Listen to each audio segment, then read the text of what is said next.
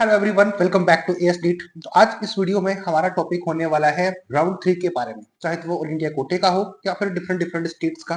तो क्या नई एक्टिविटी होने वाली है इस राउंड 3 में, और सबसे इम्पोर्टेंट चीज ये है कि आपका ऑल इंडिया कोटे राउंड 3 का जो हियरिंग है राउंड 3 के बारे में, कि वेदर वो कैंसिल होना चाहिए या फिर उसका रिजल्ट दोबारा से पब्लिश होना चाहिए, इन सभी को मिलाने के लिए या फिर इन सभी के रिगार्डिंग, ऑल इंडिया कोटे के रिगार्डिंग अभी जो हियरिंग है वो होने वाली है 7 Feb 2025 को। जो आप लोग जानते हो कि मैं आपको काफी टाइम से अपडेट दे रहा हूँ, पिछले 3 से 4 वीडियो में आपको मैं अपडेट दे रहा हूँ कि ऑल इंडिया कोटे का राउंड 3 में क्या एक्टिविटी होने वाली है, उसके बारे में इसमें डिस्कस करेंगे। इसके साथ में अगर ऑल इंडिया कोटे राउंड 3 का जो शेड्यूल है या फिर ये जो रिजल्ट है ये दोबारा से पब्लिश होगा या फिर पूरा राउंड ही दोबारा कंडक्ट होगा, तो उससे स्टेट्स के ऊपर भी बहुत ज्यादा इफेक्ट पड़ेगा, क्योंकि बहुत सारे स्टेट्स हैं जैसे कि राजस्थान स्टेट हो गया, एमपी स्टेट हो गया, प्लस यूपी स्टेट हो गया, जिन्होंने कि अपना रिजल्ट पब्लिश कर दिया है। स्पेशली यूपी स्टेट ने अपना रिजल्ट पब्लिश कर दिया है, ज्वाइनिंग स्टार्ट हो गई स्टूडेंट्स की, तो उनके ऊपर भी इम्पैक्ट पड़ने वाला है। ऑब्वियसली आप सब लोग जानते हो कि एक स्टेट का जो राउंड है वो तब स्टार्ट होता है जब ऑल इंडिया कोटे का वो वाला राउंड खत्म हो जाता है, यानी कि ऑल इंडिया कोटे का राउंड थर्ड खत्म हुआ तभी स्टेट का राउंड थर्ड खत्म हुआ। तो जो स्टेट एकदम सही से काम कर रहे हैं, जैसे कि राजस्थान हो गया, यूपी स्टेट हो गए, तो ये स्टेट जो है एकदम सही काम कर रहे हैं अपना, और टाइमली अपनी चीजों को फिनिश कर रहे हैं, अगर एमसीसी उसमें डिले ना कर रहा हो तो। लेकिन अब इसके चलते, यानी कि एमसीसी के चलते, अब वो स्टेट्स भी डिले चल रहे हैं कंटिन्यूसली, यानी कि डिले हो जाएंगे, क्योंकि यूपी स्टेट के स्टूडेंट भी रजिस्ट्रेशन, आई मीन जिनको एडमिशन मिला है वो वहां पर रजिस्ट्रेशन कर ही देंगे, यानी कि कॉलेज में जाकर रिपोर्टिंग कर ही रहे हैं। लेकिन अब अगर ऑल इंडिया कोटा का राउंड थर्ड कैंसिल होता है या फिर रिजल्ट कैंसिल होता है, तो ये सारे स्टेट्स के ऊपर नेगेटिव इम्पैक्ट डालेगा, जो कि बाकी स्टेट साथ साथ में चल रहे हैं, पैरेलल में चल रहे हैं। बाकी स्टेट्स की भी बात करूंगा मैं इस वीडियो में। चैनल को सब्सक्राइब कर देना, नए हो तो वो देखना स्टार्ट कर दिया है, क्योंकि वीडियोस बनाने में बहुत एफर्ट्स लगते हैं, आपके लिए चीजें एक्यूरेट बताना एक छोटे से पीरियड ऑफ टाइम में वो बहुत ज्यादा उसमें टाइम कंज्यूम होता है, प्लस आपके लिए एफर्ट लगाते हैं, तो जरूर आप इसको लाइक और सब्सक्राइब करके अप्रिशिएट कर सकते हो। प्लस हमारे टेलीग्राम चैनल को भी ज्वाइन कर सकते हो, क्योंकि वहां पर चीजें हम क्विकली बता पाते हैं जैसे ही कोई अपडेट आती है, लेकिन वीडियो बनाकर अपडेट देने में थोड़ा सा टाइम लग सकता है। तो जरूर उसको ज्वाइन करिए। पेड काउंसलिंग के लिए कांटेक्ट कर सकते हो, राउंड 4 में क्या हो सकता है, कब वो कंडक्ट होगा, या फिर स्मार्टली कैसे काम किया जा सकता है अब आपको सीट लेने के लिए, उन सभी के लिए आप कॉन्टेक्ट करके रखिए। और प्लीज डिस्कशन, आप जो भी सोचना है, पेरेंट्स से बात करनी है, किसी से भी बात करनी है, वो पहले डिस्कस करने के बाद में ही कॉन्टेक्ट करिएगा, ऐसे ही कॉन्टेक्ट मत करिएगा, क्योंकि मजाक अब नहीं चलने वाला, क्योंकि अभी सीरियस टाइम है, और यहाँ पर अगर आपको सीट नहीं मिलती है तो फिर आपको 2025 के लिए वेट करना ही पड़ेगा, जो कि एक फाइनल ऑप्शन होगा, इसके अलावा कुछ नहीं होने वाला।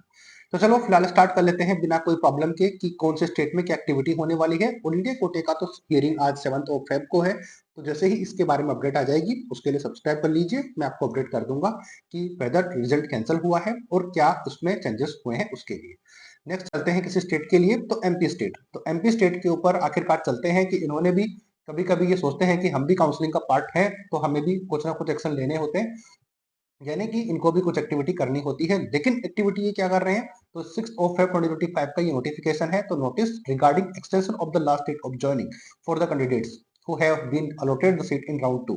तो अभी तक ये राउंड 2 में जी रहे हैं, और इनको इन्होंने ना सिर्फ जी रहे हैं, जबकि इसको जल्दी से कंप्लीट करने के बजाय ये इसको और एक्सटेंड कर रहे हैं कंटिन्यूसली। तो यहाँ पर इन्होंने बताया है, reporting to the allotted college in person to document verification and admission was to be done from 31 Jan 2025 से लेकर 7 Feb को जो होना था, the last date of reporting is now extended up to 10 Feb 2025 तक ये डेट जो है वो एक्सटेंड की जा चुकी है। तो ये बधाई हो उन सभी स्टूडेंट को जो कि एमपी स्टेट में काउंसलिंग कर रहे हैं।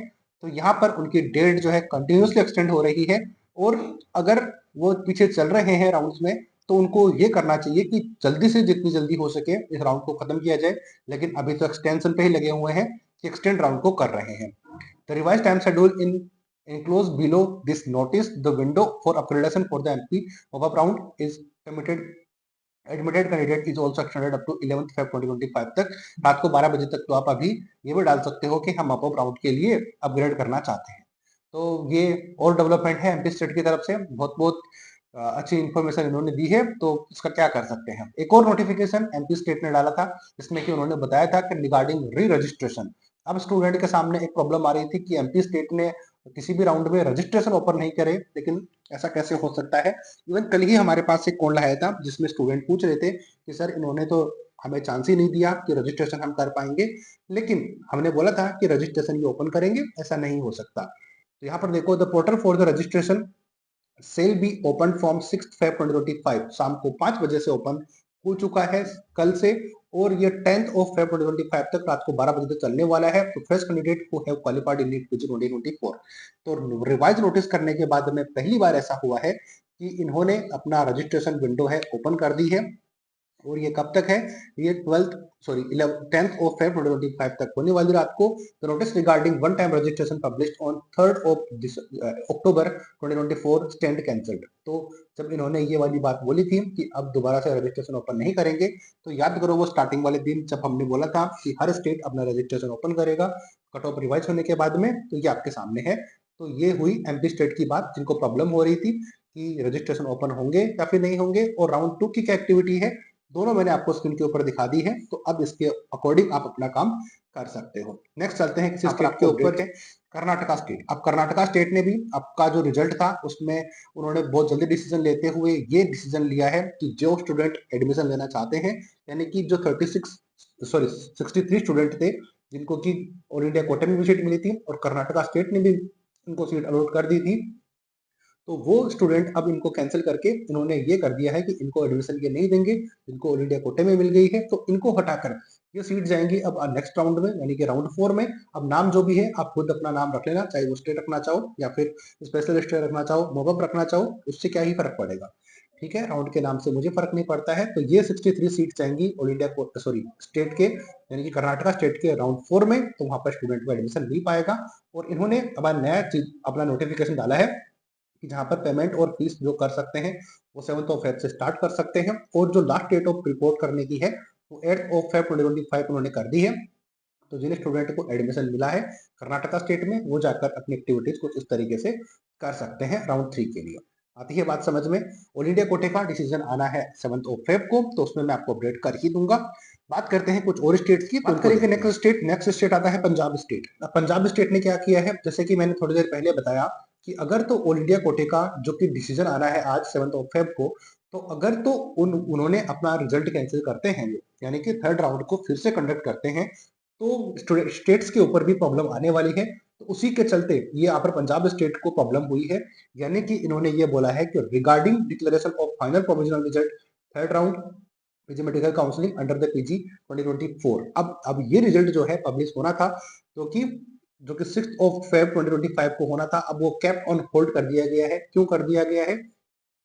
Waiting out join candidates from the data that will be shared by the MCC. तो यहाँ पर चेक करो कि अगर थर्ड राउंड में इनको ऑल इंडिया कोटे में सीट मिल गई है, अब वो स्टेट में नहीं ले सकते, ऐसा रूल है जो कि मैं काफी टाइम से आपको बता रहा था। तो उसी के चलते जब तक एमसीसी ये नहीं बता देगा कि कितने स्टूडेंट्स का एडमिशन ऑल इंडिया कोटे राउंड 3 में हुआ है, उनका डाटा शेयर नहीं हो जाता, तब तक पंजाब स्टेट, अब जैसे कि अब इनकी कोई गलती नहीं है, अब ये अपना काम एकदम सही तरीके से कर रहे हैं पंजाब स्टेट, और अगर ये ऑल इंडिया कोटे में मिस्टेक हो रही है तो देखो इनको भी होल्ड करना पड़ रहा है। अब ये होल्ड करना पड़ रहा है, तो ठीक इसी तरीके की सिचुएशन सभी स्टेट के साथ में हो सकती है। अगर एग्री करते हो तो लाइक कर देना। और ये हुआ क्यों? सिर्फ एमसीसी के कारण, क्योंकि उन्होंने, यानी कि कर्नाटका स्टेट के कारण हुआ, और एमसीसी को डाटा शेयर करना चाहिए था किसी भी स्टेट के साथ में, चाहे तो वो कोई भी हो। तो गलती अल्टीमेटली एमसीसी की होती है, क्योंकि मेन बॉडी तो वही है, उनको चीजें सही तरीके से करवानी आनी चाहिए थी, जो कि पहले से डिसाइडेड हो सकता था। ये पंजाब स्टेट के बारे में मैंने बताया। एमपी स्टेट का अपने डिस्कस कर लिया, पंजाब स्टेट का मैंने बता दिया। नेक्स्ट बात करते हैं स्टेट्स की, जैसे कि केरला।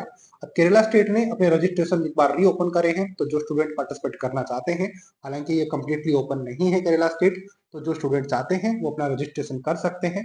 आपके पास टाइम अवेलेबल है 7th ऑफ फेब 2025 तक, शाम को 5 बजे तक आप चाहो तो यहाँ पर रजिस्ट्रेशन कर सकते हो।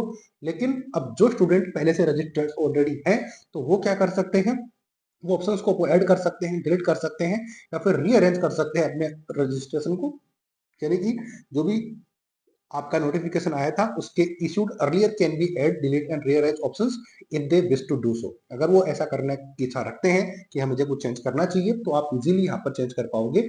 7th ऑफ फेब 2025 तक शाम को 5 बजे तक ऐसा कर सकते हो। तो यहाँ पर आप चेक कर सकते हो, बाकी चीजें आप इजीली पढ़ ही सकते हो। लेकिन मेरा यहाँ पर मुद्दा सिर्फ एक ही है कि एक जगह की चीजें अगर मिस होती हैं तो बाकी जगह ऑटोमेटिकली उस पर इम्पैक्ट उनके ऊपर पड़ता है, जो कि मैंने आपको एग्जाम्पल के साथ में दिखाया। हम और करते ही हैं, आप सब लोग जानते हो। अब यहाँ पर राजस्थान स्टेट की भी बात कर लेते हैं। तो राजस्थान स्टेट ने क्या बताया है कि कैंडिडेट को बोला गया है कि जिनको अपग्रेड करना है राउंड 3 के लिए, अब जिनको राउंड 3 के लिए अपग्रेड करना है या फिर face application and who deposited security amount again, यहाँ पर उनको सिक्योरिटी अमाउंट दोबारा से देना पड़ेगा अगर वो अपग्रेड करना चाहते हैं तो। अब ये कौन सा रूल है, ये मुझे समझ आया नहीं है कि जिनको सीट मिली हुई है उनको अगर अपग्रेड करना है, यानी कि जिनको राउंड 2 में फ्रेश सीट अलॉट हुई हुई होनी चाहिए, और अगर वो फ्रेश अपग्रेड करना चाहते हैं तो उनको एक बार फिर से सिक्योरिटी अमाउंट करना पड़ेगा, फिर से एप्लीकेशन फॉर्म फिल करना पड़ेगा। यहाँ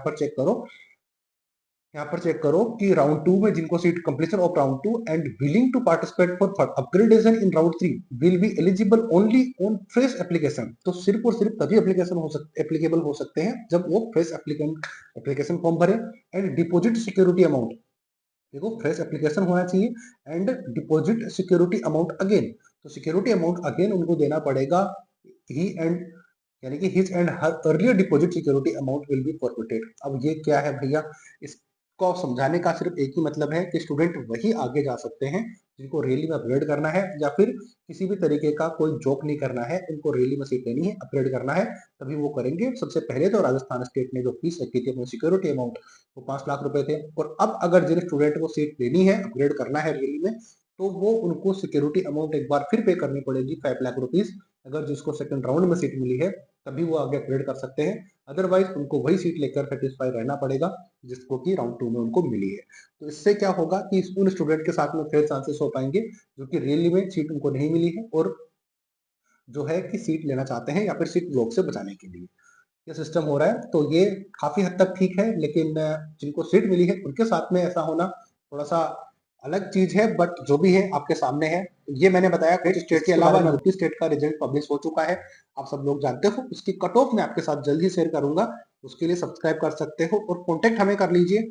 आपको अगर ड्रॉप नहीं लेना है इस ईयर में, यानी कि आपको किसी तरीके से क्लिनिकल की ब्रांचेस चाहिए है 2024 में ही, तो फिर आप जरूर कॉन्टेक्ट करके रखिए। डिसीजन लेने के बाद में पूरे घर वालों से डिस्कस करके उसके बाद में किसी फाइनल कंक्लूजन पे आप पहुंच जाओ कि हमें ये ब्रांच चाहिए, इतने बजट में चाहिए, तो फिर आप कांटेक्ट कर सकते हो। उससे पहले आप कांटेक्ट करके हमारा और अपना टाइम वेस्ट आप नहीं कर सकते, क्योंकि इतनी लंबी काउंसलिंग अभी तक चल चुकी है और अभी तक आप ये डिसाइड नहीं कर पाए हो कि हमें क्या करना है, अभी भी सोचना है। तो फिर आपके पास 2025 में सोचने का बहुत टाइम मिलेगा, उसके लिए आप वेट कर सकते हो।